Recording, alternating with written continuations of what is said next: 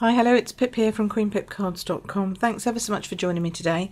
Today I'm going to show you how I decorated or made a class out of decorating this sweet treat cup from Stampin' Up. And just the way I did the band around the side and the piece on the top. I think these treat cups are gorgeous and have been just a little bit overlooked maybe in the catalogue. So that's the one that we did at my spring retreat, but I also did this one earlier in the year. I think you might remember this one as a shaker. So again, this was the band around the side, and then on the front here I did this one with the lovely hearts from the Be Mine stitched shapes framelits. So you can do lots of different things, lots of different looks with them, but they're actually quite a nice large size. You could easily fit some, candy, some cookie, sweets, or nibbles, peanuts, whatever. They're food safe, so that's what they're for.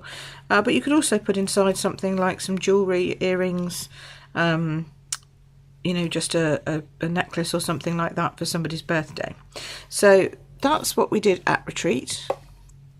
And so I thought I would just show you how to do it.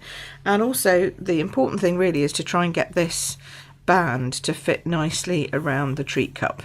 Okay, because it's curved, so that always does create some problems. So I have pre-cut loads of this stuff because you don't need to see me just cutting out lots of different bits and pieces, but I will give you all the instructions. So I have assembled all my topper pieces here. These are using the stained glass thinlits, which are still going to be carried forward into the new catalogue, which are just fabulous.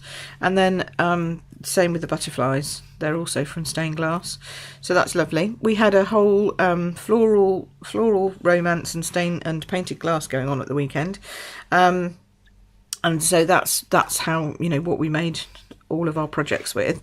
I'm going to change up the words though. I think it would be nice to have Together is a Wonderful Place to Be, or even The Thinking of You. I'm going to change it up and use those words on this one.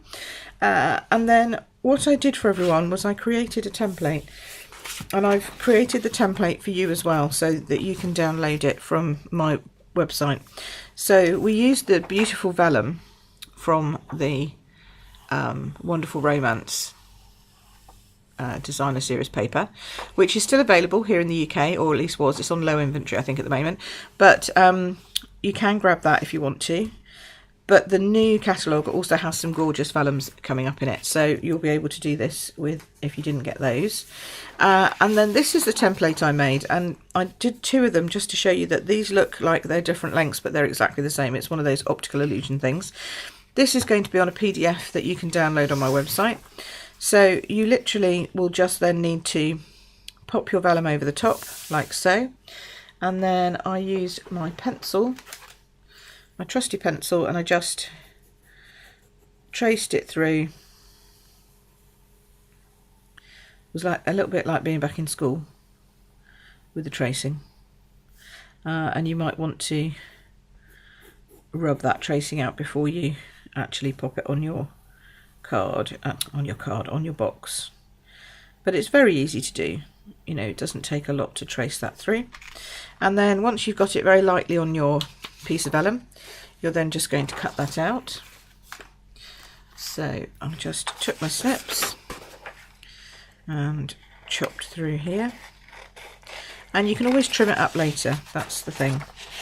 But getting this first really gentle curve is the important piece, making sure that you're following the line of this, because even though it's a curved cup, it's not a drastically curved cup, if you know what I mean. It's not a cone, so you just need to.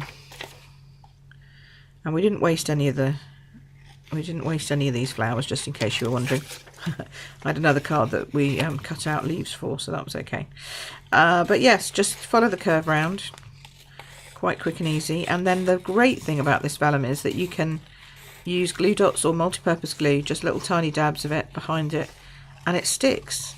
However, I would probably recommend glue dots for going on a curve. And as you see, it doesn't need to be perfect. I've got a few little bumps on that, but that doesn't matter. find your seam on your cup, and then we're just going to stick that. The best thing I found was to take the lid off, and then you're just going to attach it under there, like so. Okay, so all I did was, and then I fiddled around with it to see were there any pieces that needed to come off, but there shouldn't be. It should fit perfectly like that. There we go. Nice. So I just used my glue dots and put a couple of glue dots on here. So one on there. And there is a right side and a wrong side to this vellum. You can, I don't know if you can actually see that. This is a bit matted and this is a bit shinier. So there is definitely a wrong and a right side to the vellum. And then I just popped the 3 glue dots like that. Got them going in the sweet treat cup. So I got this edge going in first, so I knew it was in the right place. And pop those in. On this one I put a little bit of a, there we go, like that. And then I didn't bother sticking it all the way around. I literally just came back and popped on another 3 glue dots at the end. So this is it's a little bit tricky, you've got to hold it in place while you stick, but it can be done. There we go, like that.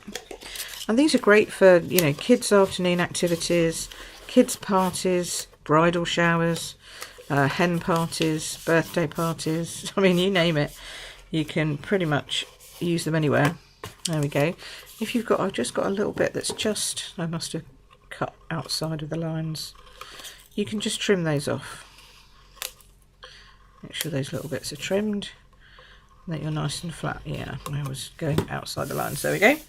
So that's that.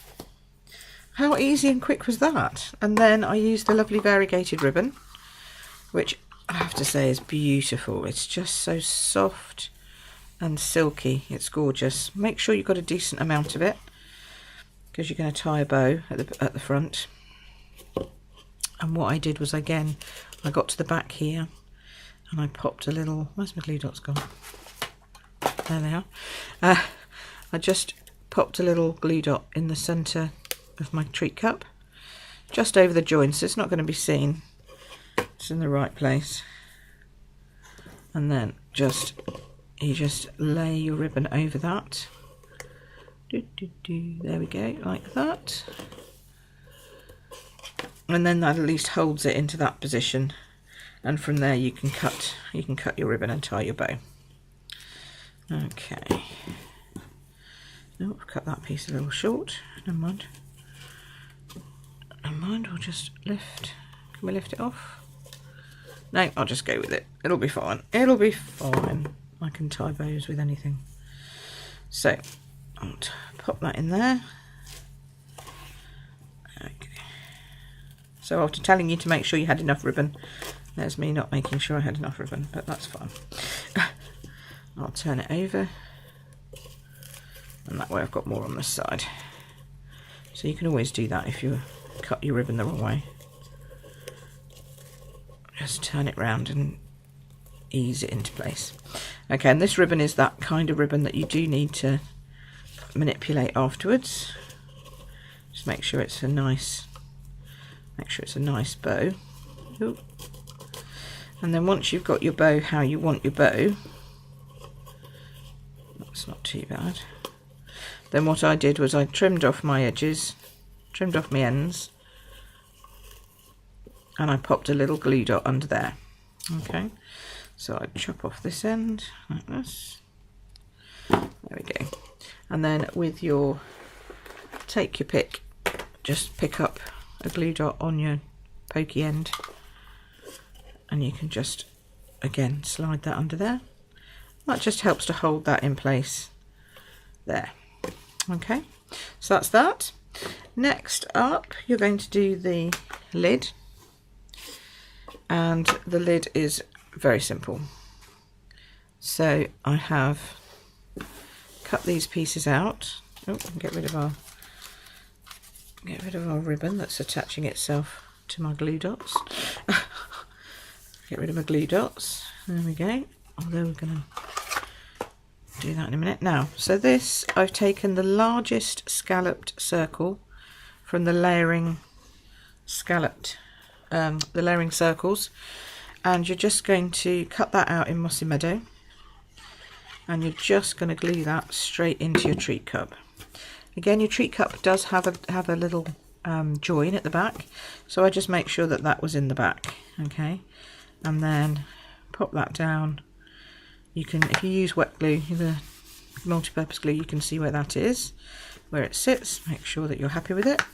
And then I used these little pieces that were cut out, as I said, from stained glass, and I'm going to arrange those to be in a circle but with a square in the centre. And I didn't try and glue all of these pieces. Obviously when we had the multi-purpose adhesive sheets they were great, but we haven't got those anymore. They've all sold out in the UK. So I just put a little bit of glue on each of my edges and popped that down. Whoops. There. Move that one out of the way. So you want to have it, there we go, just shy of the edge, and that glue will dry clear, so we don't need to worry about that. And then I worked sideways, so I worked as a to make a half. Now I know some people use little tiny sticks to put this on. You could use the fine tip glue pen as well, but I find I actually have more control with multi-purpose glue. That's probably just a me thing. And you just need to make sure that you're straight in terms of this line and this line, or as straight as you can get on a bouncy treat cup. Move it out if you need to, just a little whoops, not that much. Not that much. There we go. To be honest, the inside piece is not going to be shown because you're going to put the little banner over it. So it's this, it's your outsides that need to be correct. But you will see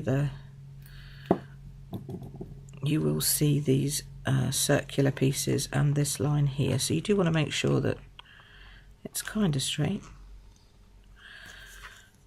That's well off, Pip. Come on. Get straighter. There we go. Alright. I think I did that one a bit too close to the edge.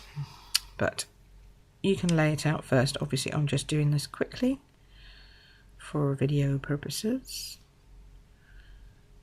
It's quite soothing putting all these things together. And I know it's a bit fiddly and, you know, it's like, sticking little die cut pieces down, but they are beautiful when they're done. They look pretty good. There we go. Right, so I think, yeah, that one's straighter than that one, so that's the one I'm going to cover up, which is kind of handy, although I ignored my own advice and have left that. I've taken no notice of that piece at all, but there you go. Hopefully you can see that. And then I've cut these pieces. So I originally I did a piece of Pear Pizzazz, and that piece of Pear Pizzazz is, where are we? 10 centimetres this way by 3 centimetres this way. And then, but I've decided this time I'm going to do it with the papers instead. So this is one of the other papers that comes out of the Designer Series paper pack. So we've got a piece of paper like that, and then we've got a piece of Whisper White that is 2.5 centimetres this way by 10.5 centimetres. So it's going to be a little bit less, but a little bit longer. Does that make sense? And it's going to overlap, so we're going to get a bit of variegated. And what you want to do is you want to stamp that. I stamped mine in Mossy Meadow to match the cardstock underneath. This one should fit in there nicely, like that. Together is a wonderful place to be. So I'm just going to put that on my block. Okay. Love these new cling stamps, they're so easy to work with. Is that getting a bit bright for you? I'm trying desperately to work out how to get these lights better for you, but there we go, we're getting there I think. Alright, so yeah, I did put my little stickers on though a little bit crooked, so I just have to remember that when I'm stamping. So Mossy Meadow, and then straight down. Let's hope this is straight. Oh, that's not bad, is it? There we go, that's good. So we do that, and then what I did was I actually stamped the butterflies out, one in Petal Pink and one in Fresh Fig. I'm so sad that Fresh Fig is leaving us, but it was the colour that went with all the paper packs, so that's why I'm using that. And then we're just going to stick this flat to the paper and then stick the whole thing up on dimensionals, because obviously it doesn't sit properly on top of the cup unless you've got some distance, something to lift it. Okay, so there we go, and we're going to, where are my dimensionals? There we go. So we're just going to put them in the middle. You're going to check where where it's going to hang over, so it's about there. So we're going to go between those two places. Now put our dimensionals in there.